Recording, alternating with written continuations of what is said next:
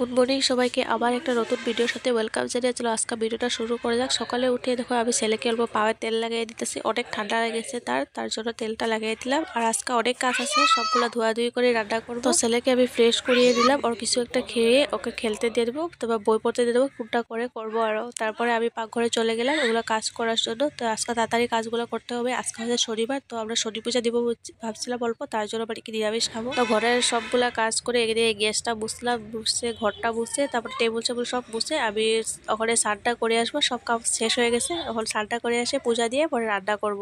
তো আজকে মেনুতে কি কি হবে তোমাদের সাথেও শেয়ার করবো। তো আজকে মেনুতে হয়েছে বাঁশের বড়ি দিয়ে লাউ ডোকা দিয়ে এগুলো অল্প ঝোল করেছি, আর ডাল একটা করেছি, আর বেগুন ভাজি করেছি।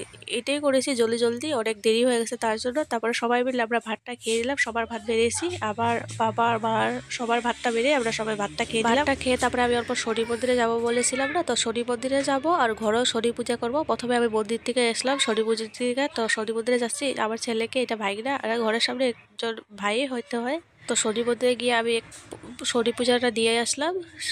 শনি পূজাটা দিয়ে এখন ঘরে আসবো, ঘরে এসে ঘরেও মানে কি পূজা দিব, তার জন্য এগুলো জোগাড় করব ঘরের বস্তুগুলো। তো দেখো সবকিছু দিয়ে আমি ফলগুলো ওখানে বানাবো সব ফল।